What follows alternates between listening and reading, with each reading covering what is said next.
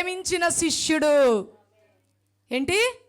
యేసు ప్రేమించిన శిష్యుడు. ఇంకా రొమ్మున. అందుకే అద్భుతమైన మాటలు యోహాను సువార్తలో ఉంటాయి. మార్కు, మత్తయి, మార్కు, లూకా సువార్తల్లో కంటే కూడా ఈ యొక్క యోహాను సువార్తలో అద్భుతమైన మాటలు ఉన్నాయి. ఆమేన్. హల్లెలూయా, హల్లెలూయా. ఇది చూసినట్లయితే లిటరల్గా యేసు ప్రభువారు ఆనాటి యూదులతోనూ, అక్కడున్న శిష్యులతోనూ, అక్కడున్న పరిసయ్యులు, శాస్త్రులతోనూ మాట్లాడుచున్నటువంటి మాటలుగా మనము చూస్తాం. ఆమేన్. హల్లెలూయా, హల్లెలూయా. అందుకని మనము ఒక వచనాన్ని చదువుకుందాం. మొదటిగా యోహాను సువార్త 6వ అధ్యాయము, యోహాను సువార్త 6వ అధ్యాయము 36వ వచనం చూడండి. మీరు నన్ను చూచియుండియు విశ్వసింపక ఉన్నారని మీతో చెప్పి తిని. ఆమేన్. మీరు నన్ను చూచియుండియు విశ్వసింపక ఉన్నారని నేను మీతో చెప్పి తిని. మనకు తెలుసు, నేను ఎప్పుడు మాటి మాటికి సంఘములో నేను బోధిస్తూనే ఉంటాను ప్రభు కృప ద్వారా. ఏమిటి అంటే, మరి ఆనాటి యూదుల కాలములో కదండి, దేవుడు తన ప్రవక్తల ద్వారా 1000 సంవత్సరాల క్రితము ముందుగానే ప్రవచించిన రీతిగా మెస్సయ్య ఈ లోకానికి వస్తాడని అనేక 1000 సంవత్సరాల క్రితం దేవుడు తన పరిశుద్ధ గ్రంథములో ఆయన లిఖించి ఉంచాడు. కానీ మరి దేవుని బిడ్డలారా, యూదులైనటువంటి వారు మాకు ధర్మశాస్త్రం అంతా తెలుసు, మేము ధర్మశాస్త్ర ఉపదేశకులము, మేము సమాజ మందిరములో పనిచేస్తున్న వారము, మాకు తెలియనిది ఏమీ లేదు, మోషే మా ప్రవక్త అని చెప్పుకుంటూ ఉంటున్నారు. కానీ ఆ యొక్క ఏదైతే ప్రవక్తల ద్వారా దేవుడు తన యొక్క ప్రవక్తల ద్వారా దేవుడు ప్రవచన రూపకంగా పలికినటువంటి మాటను యూదులు ఏం చేశారు? గ్రహించలేకపోయారు. Praise the lord. హల్లెలూయా, హల్లెలూయా. గ్రహించలేకపోయాడు. ప్రియ దేవుని బిడ్డలారా, ఆదియందు వాక్యముండును, వాక్యము దేవుని యొద్ద ఉండెను, వాక్యము దేవుడై ఉండెను, కృపా సత్య సంపూర్ణగా మన మధ్యలోనికి. ఆమేన్. హల్లెలూయా. శరీరధారిగా ఆయన ఈ లోకానికి వస్తాడని అనేక ప్రవక్తల ద్వారా ప్రవచించాడు దేవుడు. అయినప్పటికీ కూడా యూదులు ఏం చేశారంటే నమ్మలేక పోయారు. Praise the lord. ఈనాటి ఈ క్రైస్తవ జీవితంలో కూడా మనము చూసుకున్నట్లయితే మాకు చిన్ననాటి నుండి యేసయ్య తెలుసు అంటున్నారు, కానీ నిజమైన విశ్వాసాన్ని కనుగొలేకపోతున్నారు, నిజమైన విశ్వాసాన్ని కలిగి ఉండలేకపోతున్నారు. ప్రియ దేవుని బిడ్డలారా, నిజమైన విశ్వాసం కలిగి ఉంటే, దేవుని ద్వారా మనకు రక్షణ అని తెలిసి ఉంటే తప్పక ఏం చేస్తాం? మనము ఆయనను మన విమోచకుడుగా మనము అంగీకరిస్తాం. ఆమేన్. హల్లెలూయా, హల్లెలూయా. కాబట్టి ప్రియ దేవుని బిడ్డలారా, అక్కడ ఆ యూదులతో దేవుడు మాట్లాడుచున్న మాట, నేను చెప్పాను కానీ మీరు నన్ను చూచియుండియు వారి మధ్యలో తిరుగుతున్నా కానీ యేసయ్యను వారు గ్రహించలేకపోయారు. Praise the lord. హల్లెలూయా. అయితే దేవాతి దేవుడు, తండ్రి అయిన దేవుడు తన ప్రజలు నశింపకుండా ఉండునట్లుగా తన ప్రియ కుమారుణ్ణి వారి మధ్యలోనికి పంపించి మరలా కూడా పోగొట్టుకున్నటువంటి సహవాసాన్ని, పోగొట్టుకున్నటువంటి సాంగత్యాన్ని మరలా పొందుకోవాలని, తన ప్రజలు తన నుండి ఎడబాసిన వారిగా ఉండకూడదని తన ప్రియకుమారుని లోకానికి పంపించి, పరిశుద్ధ రక్తము ద్వారా మాత్రమే విమోచన కలుగుతుంది, పరిశుద్ధిని రక్తము ద్వారా మాత్రమే మనకు రక్షణ కలుగుతుంది అని చెప్పి దేవాతి దేవుడు తన అనాది ప్రణాళికలోనే ఆయన ఏర్పాటు చేసుకొని తను ఏం చేశాడంటే ఈ లోకానికి తన ప్రియ కుమారుణ్ణి పంపించారు. ప్రియ దేవుని బిడ్డలారా, హల్లెలూయా, హల్లెలూయా. పంపించినప్పటికీ వారు చూసి కూడా ప్రభువుని ఏం చేస్తున్నారు? ఎరిగి ఉండలేకపోతున్నారు, విశ్వసించలేకపోతున్నారు. ఎందరూ ఆయనను విశ్వసిస్తారో వారందరూ కూడా ఆయన కుమారులు అనబడతారని. అంతేకాదు కానీ ఆయనను విశ్వసించు వారు నిత్య జీవమునకు పాత్రులు. ఆమేన్. హల్లెలూయా. ఆయనను విశ్వసించిన వారు నిత్యత్వానికి వారు పాత్రులు. అంచె దినమున నేను వారిని. ఆమేన్. హల్లెలూయా, హల్లెలూయా. కాబట్టి ప్రియ దేవుని బిడ్డలారా, మనకి యేసయ్య ద్వారా మాత్రమే రక్షణ, యేసయ్య ద్వారా మాత్రమే విమోచన, యేసయ్య ద్వారా మాత్రమే మనకు నిత్య జీవము. ఆమేన్. అందుకే ఆయన అన్నాడు, నేనే మార్గమును సత్యమును జీవమునై ఉన్నాను, నేను తప్ప వేరొక, నా ద్వారా తప్ప మాత్రమే పరలోకానికి చేరాలి, కానీ నేను లేకుండా. ఓకే, మరి అంతవరకు బాగానే ఉంది. కానీ మనం నోటితో యేసయ్య దేవుడని ఒప్పుకుంటున్నాం, కానీ మరి పరలోకానికి చేరేటటువంటి ఆ యొక్క అర్హతను మనం పొందుకొనున్నామా? పొందుకోవాలంటే దేవుడు చెప్పే మాట ఏంటి? నువ్వు మారు మనసు పొందాలి. నువ్వు ఏం చేయాలి? మారు మనసు పొందాలి. మారు మనసు పొందాలి. పొందడం అంటే ఏంటి? దేవుడు నా పాపములను క్షమించాడు. ఏమిటండి? దేవుడు నా పాపములను క్షమించాడు. మానవుడిని చూసుకుంటే మానవుడు పాపి అని ఒక్కడును లేడు, నీతిమంతుడు ఒక్కడును లేడు. అందరూ కూడా దేవుడు అనుగ్రహించు మహిమను పోగొట్టుకుంటున్నారు, పొందలేకపోతున్నారు. ఒక్కడు కూడా లేదు నీతిమంతుడు. కాబట్టి ఇప్పుడు దేవుని బిడ్డలారా, ఎందుకంటే కర్మ తరహా మనము పాపులమే, తల్లి గర్భము నుండి మనము పాపులమే. ఎప్పుడైతే ఆదాము ఆజ్ఞను అతిక్రమించాడో, ఆజ్ఞ అతిక్రమమే పాపముగా ఏలుబడి అవుతూ ఆ పాపము వలన ఏమొచ్చింది? మరణం వచ్చింది, శాపం వచ్చింది. ఆ మరణాన్ని కొట్టివేయడానికి, ఆ శాపాన్ని కొట్టివేయడానికి తండ్రి అయిన దేవుడు ఏం చేశాడు? తన ప్రియ కుమారుణ్ణి ఈ లోకానికి పంపించాడు. ఆమేన్, హల్లెలూయా, హల్లెలూయా. తన ప్రియ కుమారుణ్ణి ఈ లోకానికి పంపించి, ఆ ప్రియ కుమారుని యందు విశ్వసించిన వాడు మాత్రమే నిత్య జీవానికి వారసుడని లేఖనాలలో మనము చూస్తూ ఉన్నాం. ఆమేన్, హల్లెలూయా, హల్లెలూయా. కాబట్టి ప్రియ దేవుని బిడ్డలారా, ఈ యొక్క నిత్య జీవాన్ని మనము పొందుకునే వారిగా ఉండాలని దేవుడు ఈరోజు మాట్లాడుతూ ఉన్నాడు. ప్రైజ్ ద లార్డ్, హల్లెలూయా. మనము యేసుక్రీస్తుని విశ్వసించామంటే, యేసుక్రీస్తుని నమ్మామంటే మనకేమిటి అంటే పరలోక రాజ్యానికి మనము వారసులుగా అయి ఉన్నాము. పరలోక రాజ్యానికి వారసత్వము లేనటువంటి భక్తి కాదు, క్రైస్తవ జీవితమే కాదు. ఆ పరలోకానికి వెళ్ళాలి అంటే మనకు ఒక మార్గము యేసయ్య రక్తము ద్వారా మనము కడగబడితేనే ఆయన యొక్క రాజ్యములోనికి మనము ప్రవేశిస్తాము. ఆమేన్. అయితే యేసు ప్రభు వారు ఇక్కడ యూదులతో ఏమంటూ ఉన్నారంటే, ఇక ప్రభువుకి మాటి మాటికి చెప్పి చాలా కోపం వచ్చినట్లుంది. అయితే దేవుడు అక్కడ అంటున్నాడు కదా, మరి చూడండి ఒక్కసారి. హల్లెలూయా, హల్లెలూయా. 37వ వచనం చూడండి. 37వ వచనం, తండ్రి నాకు అనుగ్రహించు వారందరూ ఆమేన్ అంటున్నాడు కదా. మీ అందరికీ ఎప్పుడో ఈ ప్రవచనం తెలుసు, మీ అందరికీ ఎప్పుడో ఈ లేఖనాలు తెలుసు, కానీ మీరు నా యొద్దకు రాలేకపోతున్నారు. ఆమేన్, హల్లెలూయా. అసలు మనము చూసుకున్నట్లయితే తన యొక్క కుమారుని మహిమకు కీర్తి కలుగునట్లుగా ఆయన ఏం చేశాడంటే మనల్ని ఏర్పాటు చేసుకున్నాడు. ఆ మాటలు చూసినట్లయితే అపోస్తుడైనటువంటి పౌలు గారు ఎఫెసీ పత్రికలో ఎంత అద్భుతమైనటువంటి విధముగా రాశాడో, నాకైతే నిజంగా ఆ యొక్క మాటలు చదువుతున్నప్పుడు ఎంత లోతైనటువంటి ఆ మాటలో మనము మరి తెలుసుకోవాల్సిన అవసరం ఉంది. ప్రియ దేవుని బిడ్డలారా, నిజంగా వాక్యము ఎంత అద్భుతమైనటువంటి ప్రత్యక్షత కలిగినటువంటి ఆ వాక్యాన్ని మనం ఇంకా ఎరగక జీవిస్తున్నామంటే నిజంగా మనం ఎంతో లోపము కలిగిన వారిగా ఉన్నాం. ఒకసారి మనము చూసినట్లయితే ఒకసారి చూడండి 3వ వచనం, ఎఫెసీ పత్రిక 1వ అధ్యాయము 3వ వచనం. మన ప్రభు అయిన యేసుక్రీస్తు యొక్క తండ్రి యగు దేవుడు స్తుతింపబడును గాక. ఆయన క్రీస్తునందు పరలోక విషయములో ఆత్మ సంబంధమైన, ప్రియతరాన్ని గుర్తుపెట్టుకోండి, ఏమిటంట? ఆత్మ సంబంధమైన ప్రతి ఆశీర్వాదము మనకు అనుగ్రహించెను.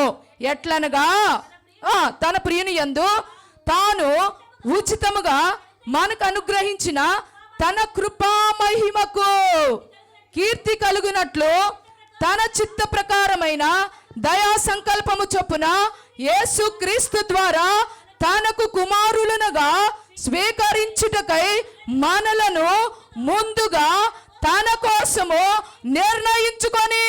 ఆమేన్. గుర్తుందా? అర్థమవుతుందా ప్రియ దేవుని బిడ్డలారా?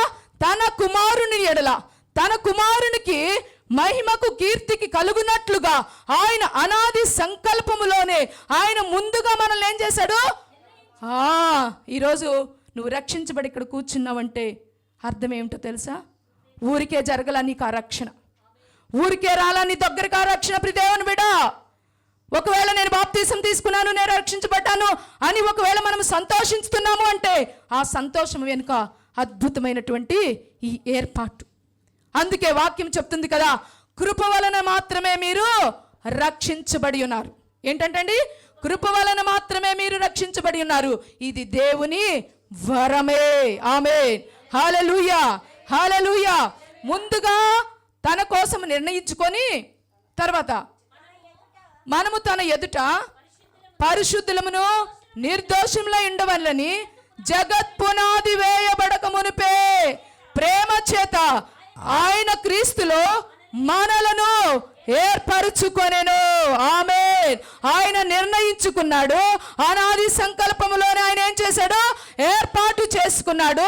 తన కుమారునికి మహిమ కలుగునట్లుగా ఆయన మన కోసము తన కుమారుని లోకానికి పంపించి తన కుమారుని ఎడల విశ్వాసం ఉంచి తన కుమారునికి మహిమ కలుగునట్లుగా ఆయన అనాది ప్రణాళిక సంకల్పంలోనే ఆయన నిన్ను నన్ను తల్లి గర్భమున రూపింపబడక మునిపే ఈ రక్షణ యొక్క ప్రణాళికను నీ ఎడల ఆయన కలిగి ఉండి ఈనాడు కాలము సమీపించినప్పుడు ఆయన రక్షణ మన యొద్దకు దయచేయబడింది. ప్రియ దేవుని బిడ్డలారా, హల్లెలూయా, హల్లెలూయా. ఈ రక్షణను బట్టి మనం ఎంత సంతోషించాలో తెలుసా? అందుకే మీరు రక్షణానందమును కలిగి ఉండండి. ఏంటంటండి? రక్షణానందాన్ని కలిగి ఉండాలి. ఈ రక్షణను మీరు ఎలాగో ఆనందముతో మీరు కొనసాగించాలి. ఈ రక్షణ అనేది నీకు ఊరకనే రాలేదు. తండ్రి అనుగ్రహించితేనే మీరు నా యొద్దకు వస్తారు. తండ్రి చేత అనుగ్రహం పొంది ఉన్నావు బిడ్డ. నువ్వు తండ్రి చేత అనుగ్రహం పొంది ఉన్నావు కాబట్టి దేవుడు ఈ రోజు తన రక్తములో కడుగుబడుటకు మారు మనసును కలుగు చేసి తన యొక్క సంఘములో తన అవయములుగా మార్చబడుతున్నా, తన అవయములుగా పిలువబడుతున్నా, తన శరీరముగా పిలువబడుతున్నా ఆ సంఘములో నిన్ను చేర్చి ఉన్నాడంటే ఆయన అనాది ప్రణాళిక సంకల్పము నీ ఎడల బహు గొప్పది. నువ్వు రక్షించబడింది ఊరికే కాదు. నువ్వు రక్షించబడిన వ్యక్తివి. నువ్వు సామాన్యురాలు కాదు, సామాన్యుడు కాదు. నువ్వు లోకములో ఉన్న అందరికంటే కూడా గొప్ప ఘనత కలిగిన దానవు వాడవు. ఆమేన్, హల్లెలూయా, హల్లెలూయా. అందుకే వాళ్ళతో అంటున్నాడు కదా, తండ్రి ఎంతనైతే నాకు అనుగ్రహిస్తాడు వారు మాత్రమే. ఆమేన్, హల్లెలూయా. చాలామంది పెద్దవారు దైవజనులు చెప్పేటప్పుడు నేను విన్న మాట ఏమిటి అంటే, ఎప్పుడో దేవుని యొక్క ప్రణాళిక నిర్ణయించబడింది. సువార్త అందరి యొద్దకు వచ్చింది. సువార్త అందరికీ ప్రకటించబడుతుంది. ఎవరైతే ఆ సువార్తను రిసీవ్ చేసుకొని, ఎవరైతే ఆ సువార్త నా కొరకు నా యొద్దకు వచ్చింది అని చెప్పి రిసీవ్ చేసుకొని ఆ యొక్క దేవుని యొక్క ప్రేమను పొందుకొని ఆ ప్రేమలో మునిగి తేలగలుగుతారో అట్టివారు మాత్రమే ఆ రక్షణలోనికి. విన్నంత మాత్రం కాదు ప్రియ దేవుని బిడ్డలారా, వినుట వల్ల విశ్వాసం కలుగుతుంది లేఖనాలు సెలవిస్తున్నప్పటికీ కూడాను వింటున్నారు. లోకమంతా సువార్త ప్రకటించబడుతుంటే ఈ మాసములైతే ఎక్కడ బట్టినా సువార్త కూడికలే, ఎక్కడ బట్టినా క్రిస్మస్ సందేశమే. క్రిస్మస్ సందేశం ఏమిటి? నీ కొరకు నేడు రక్షకుడు నీ కొరకు పుట్టి ఉన్నాడు. నీ కొరకు రక్షకుడు పుట్టి ఉన్నాడు. ఎవరి కొరకు? నీ కొరకు, నా కొరకు రక్షకుడు పుట్టి ఉన్నాడు. ఇది ఈనాటి సువార్త పరిచర్య జరుగుతుంది. అందరి యొద్దకు వెళ్తుంది, కానీ అది ఇంకా రక్షణలోనికి రాలేకపోతున్నారంటే కారణం ఏంటంటే రిసీవ్ చేసుకోలేకపోతున్నాము. ఆమేన్. అందుకే యెషయా గ్రంథంలో ఒక మాట ఉంది, నేను వారికి బోధించదను, వారి హృదయములో అదిగో ఆ నిబంధన కొట్టివేసిదిగో నూతన నిబంధనను వారికి నేను ఉంచుతాను. ఏంటో తెలుసా? నూతన నిబంధన, నా ధర్మ విధులను వారి హృదయములో నేను ఉంచుతాను. ఆ ధర్మ విధులను ప్రకారముగా వారు నడుచుకున్నట్లుగా వారు జీవిస్తారు. అప్పుడు నేను వారికి దేవుడునై ఉంటాను, వారు నా ప్రజలై ఉంటారు. ఎప్పుడైతే దేవుని యొక్క విధులను కట్టడలను అంగీకరించి నడుచుకుంటామో అప్పుడు ఆయన మనకు దేవుడును, అప్పుడు మనము ఆయనకు ప్రజలయ్యి ఆయన కుమారులుగా కుమార్తెలుగా మనము. ఆమేన్. సేవకులకు చెప్తుంటే వీళ్ళకేం పని బాట లేదు, తిక్కలో లెక్క చూస్తుంటారు చాలామంది. సేవకులు రక్షణ గురించి చెప్తుంటే తిక్కలోళ్ళ లెక్క చూస్తారు. తిక్కలోళ్ళు కాదు. ప్రభు వాక్యం ఇక్కడ సెలవిస్తున్న మాట ఏమిటో తెలుసా? నిన్ను నన్ను నిర్మించాడంటే, నిన్ను నన్ను చేశాడంటే, నిన్ను నన్ను ఈ లోకానికి పంపించాడంటే, తల్లి గర్భమున రూపింపబడుకునివే నీ ఎడల ఆయనకు ఒక సంకల్పం ఉన్నది ప్రియ దేవుని బిడ్డలారా. అందుకే నిన్ను కాయిచు, నిన్ను సంరక్షిస్తూ, నిన్ను నడిపిస్తూ ఇప్పటి వరకు ఆయన ఏం చేస్తున్నాడు? నిలవబెట్టుకుంటూ ఉంటున్నాడు. ఆమేన్, హల్లెలూయా. యేసుక్రీస్తు ప్రభువారు స్వయాన అయోధ్య ప్రాంతంలో పరిచర్య చేస్తున్న 3.5 సంవత్సరాలలో ప్రభువు ఎంతగానో విసిగిపోయిన పరిస్థితి. యూదులు మారటం లేదు, పరిసయ్యులు మారటం లేదు, శాస్త్రులు మారటం లేదు. అదేమంటే నాకు తెలుసు, వాక్యము మాకు తెలుసు, ధర్మశాస్త్రం మాకు తెలుసు. ఏమి తెలుసు? ధర్మశాస్త్రము. మోషే యొక్క ప్రవక్త అని తెలుసు, మోషే ధర్మశాస్త్రం తెలుసు, ఆది కాండము నుండి ద్వితీయోపదేశ కాండము వరకు తెలుసు, 10 ఆజ్ఞలు తెలుసు, దశమ భాగం ఇవ్వడం తెలుసు. కానీ క్రీస్తుని ఎరగటము, ఆమేన్, హల్లెలూయా. అందుకే ఉంటుంది కదా, గలిలయలో ఉన్న వారికి గొప్ప వెలుగును వారు చూశారట. అంటే వారు ఎక్కడున్నారమ్మా? చీకటిలో ఉన్నవారు గొప్ప వెలుగును, ఆశ్చర్యకరమైన గొప్ప వెలుగును చూశారు. ఆమేన్. అందుకే మీరు రక్షింపబడని వారి కొరకు ప్రార్థన చేసేది ఎందుకో తెలుసా? ఈ యొక్క రహస్యం దాచిపెట్టబడి ఉన్నది. అందుకే అమ్మా, నీ కుటుంబంలో ఇంక విడవబడిన వారు ఉంటే రక్షణ కొరకు ప్రార్థన చేయండి అని చెప్పేది ఎందుకో తెలుసా? అది నీ భారము.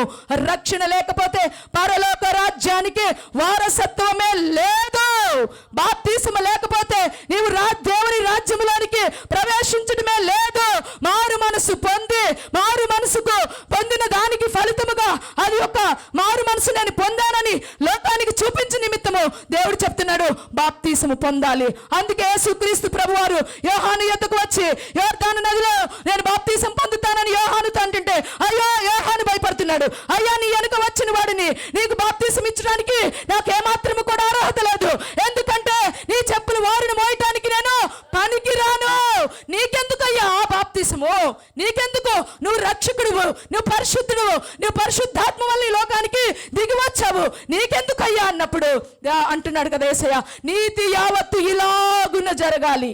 ఎలాగున జరగాలంట? నీతి యావత్తు ఇలాగున జరగడానికి ప్రతి విషయంలో కూడా మాదిరికరమైన జీవితాన్ని మనకు చూపించాడు మన యేసయ్య. ఆమేన్, హల్లెలూయా, హల్లెలూయా, హల్లెలూయా. అందుకే ఆదిమ సంఘములో కూడా అపోస్తుల పెంతెకోస్తు పండుగ దినము తర్వాత గొప్ప ఉద్యమం రేగెత్తించబడింది.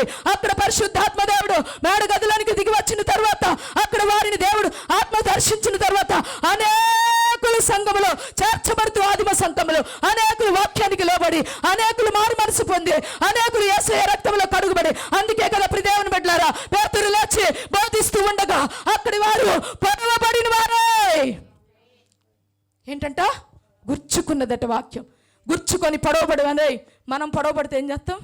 ఈ అమ్మగారు నా గురించే చెప్పింది, ఈ అమ్మగారికి ఎవరో చెప్పారు నా గురించి, అందుకే నా గురించే మాట్లాడింది, లేకపోతే ఏమకేం తెలిసిద్ది, ఏమకేం పొద్దుగూకులే అని నా గురించి చెప్పుకోవడము. సేవకులు ఎవరైనా కావచ్చు, సేవకుల గురించి చెప్పుకోవడం కాదు. నీ గురించే మాట్లాడుతున్నాడు దేవుడు. వారు అక్కడ పొడవబడిన వారై గుచ్చుకున్నప్పుడు, అయ్యా మేమేం చేయాలో చెప్పు, ఇప్పుడు ఏం చేయమంటావు మమ్మల్ని? వాక్యం మాలో గుచ్చుకుంది, ఇప్పుడు ఏం చేయాలి అనగానే వెళ్ళి నువ్వు బాప్తిసం పొందు. ఆమేన్, హల్లెలూయా, హల్లెలూయా. ఒక్కటే ప్రియ దేవుని బిడ్డలారా, దేవుడు మనకిచ్చినటువంటి కృప అది మనం పొందుకోవాలంటే, ఆ నిత్య రాజ్యంలో మనము దేవునితో కూడా ఉండాలంటే, ఆ పరలోక సంబంధమైన ఈవులను మనము కలిగి ఉండాలంటే, ఆ పరలోకపు ఆనందాన్ని మనము పొందుకోవాలంటే మనకు ఏం కావాలి? ఈ రక్షణ మనకు కావాలి. దేవుడు ఎందరిని అనుగ్రహిస్తాడు. ఇంక దేవుడికి యేసయ్య కోపం వచ్చి అంటున్నాడు కదా, ఎందరిని అనుగ్రహిస్తాడో వారు నా యొద్దకు. ఆమేన్, హల్లెలూయా. గుర్తుపెట్టుకోండి, ఈ మాటలు మాట్లాడుతుంటే ఒకవేళ ఇంకా దేవుడు నన్ను ఇంకా అనుగ్రహించలేదా, దేవుని కృప నన్ను అనుగ్రహించలేదా, లేకపోతే దేవుని కృప నా కుటుంబం ఎడలేదా, అందుకే ఇంకా మేము రక్షణలోనికి రాలేక ఉన్నామా, ఎందుకు ప్రభు అని ప్రశ్నించుకొని దైవ సన్నిధిలో మనము ఏడవవలసిన. అందుకే కృప ద్వారా మాత్రమే రక్షణ. ఆ కృప కొరకు ఏడుకోవాలి. మనం కృప కొరకు ఏం చేయాలి? వేడుకోవాలి. అయ్యా నీ కృప దయచే ప్రభువా, నీ కృప ఇదిగో మా కుటుంబం ఎడల, నా భర్త ఎడల, నా భార్య ఎడల, నా బిడ్డల ఎడల, ఇదిగో మా కుటుంబం ఎడల నీ కృప ద్వారా రక్షణలోనికి నడిపించయ్యా అని ఏడిస్తే దేవుడు అద్భుతమైనటువంటి కార్యాలు నా జీవితంలో జరిగిస్తాడు. ఆమేన్. కృపకున్నటువంటి బలమైన శక్తి లేదు, కృపకున్న బలమైన శక్తి. ఆమేన్, హల్లెలూయా. అవధులు లేని అనంతమైన, అపారమైన, నిత్యమైన, ఉన్నతమైన, మహోన్నతమైన, విస్తారమైన, శాశ్వతమైన, బలమైన కృప, ఇంకా విడువని ఎడబాయని కృప, ఆ కృప అంతా మన యొద్దకు వస్తే మనం విడువబడేవారు ఉంటామా అమ్మా? ఉంటామా? కాబట్టి అందుకే నేను చెప్తున్నాను, ప్రియ దేవుని బిడ్డలారా, దేవుడు ఈరోజు మాట్లాడుతున్న మాట, ఈ నూతన సంవత్సరంలో ఆ భారము కలిగి నడుము కట్టుకొని నువ్వు ప్రార్థించి కృప కొరకు వేడుకునే వారిగా ఉండాలని దేవుడు నీతో నాతో మాట్లాడుచున్నాడేమో. ఈ వాక్యము మరి దేవుడు మనతో మాట్లాడుచుండగా మనం ఏం చేయాలి? లోబడే వారిగా ఉండాలి. ఆమేన్, హల్లెలూయా. ఇంకొక మాట అంటాడు కదా, చూడండి 44వ వచనం. అందుకు నన్ను పంపిన తండ్రి వానిని ఆకర్షించితే కానీ ఎవడను నా యొద్దకు రాలేడు. అంత్య దినమని నేను వానిని, నా తండ్రి ఎందరిని ఆకర్షిస్తేనే వాడు నా యొద్దకు రాలేడు. ఇంకా మనం అక్కడ ఉంటున్నామంటే తండ్రి చేత ఆకర్షించబడలేదనే కదా.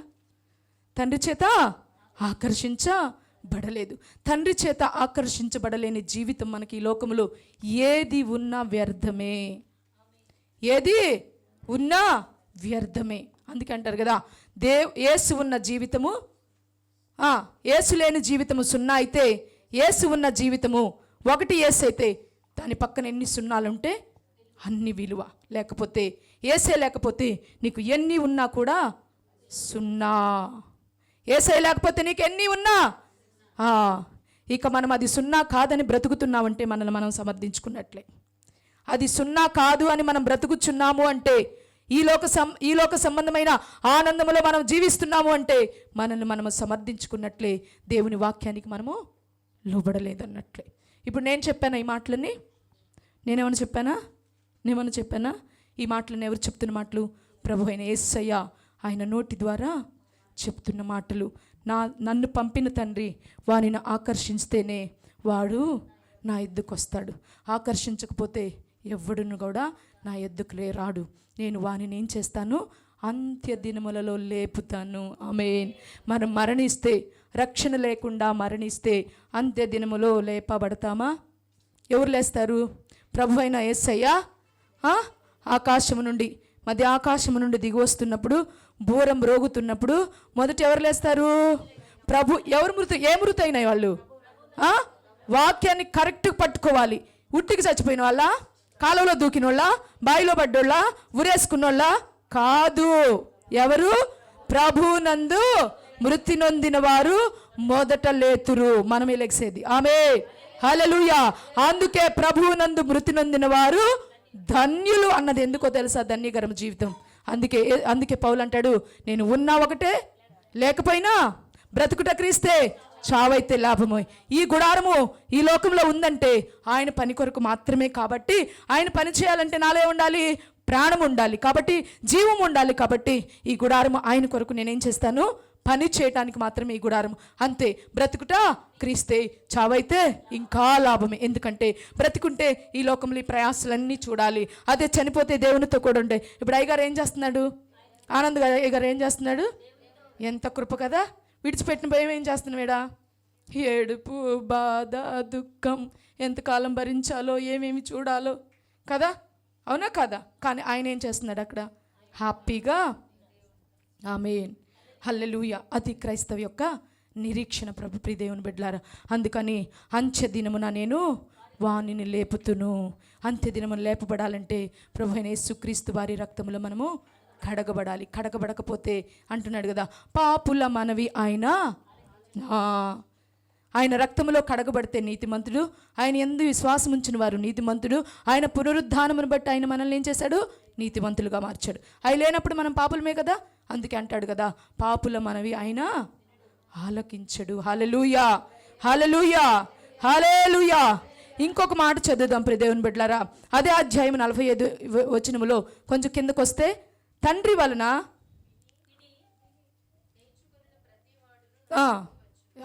ఏంటంటండి? వినాలంట, నేర్చుకోవాలి. అట్టివాడు మాత్రమే నా యొద్దకు వచ్చును. అలాగే ఇంకొక మాట కూడా చూస్తే మరి 65వ వచనము చివర, తండ్రి చేత వానికి కృప చెప్పాలి, అనుగ్రహింపబడక ఉంటే. ఆమేన్. ఈ కృపను బట్టి ఈ కృప అనుగ్రహిస్తేనే మనం ఆయన యొద్దకు వస్తామంట. ప్రియ దేవుని బిడ్డలారా, ఇంత చక్కని మాటలు దేవుడు ఈరోజు మనతో మాట్లాడున్నప్పుడు మనం ఎంత ధన్యులం కదండి. కదా, తండ్రి చేత మనం పంపబడి ఉన్నాం, తండ్రి కృప చేత మనం ఆకర్షించబడి ఉన్నాం, తండ్రి యొద్ద నుండి మనం విని నేర్చుకున్నాము. కాబట్టి రక్షణ ఈరోజు మనకి దొరికింది. ఆ రక్షణలో మనము ఉన్నాము. ఆమేన్, హల్లెలూయా, హల్లెలూయా. కాబట్టి ఈ రక్షణ లేని వారి కొరకు మనం ఏం చేయాలి? ఇంత కృప పొందిన మనము ధన్యులుగా ఉన్నప్పుడు రక్షణ లేని వారి కొరకు మనం ఏం చేయాలి? ప్రార్థన చేయాలి. పాపములో శాపములో లోకములో ఎంతోమంది ఉన్నారు. యేసయ్యను ఎరగని వారు, ఎరిగిన రాలేని వారు, ఇంకా పాపములో నుండి బయట. అందుకే అంటాడు కదా, లోకములోనికి వెలుగు వచ్చింది, వారు వెలుగునొద్దకి రాలేకపోతున్నారు. ఎందుకు అంటే వాని క్రియలు ఏందంట? వాని క్రియలు చెడ్డవైనందున వారు ఈ వెలుగునొద్దకు రాలేకపోతున్నారు. ప్రైజ్ ద లార్డ్, హల్లెలూయా, హల్లెలూయా. చూడండి ప్రియ దేవుని బిడ్డలారా, వెలుగు లోకములోనికి వచ్చును. మూడో అధ్యాయములో 19వ వచనం.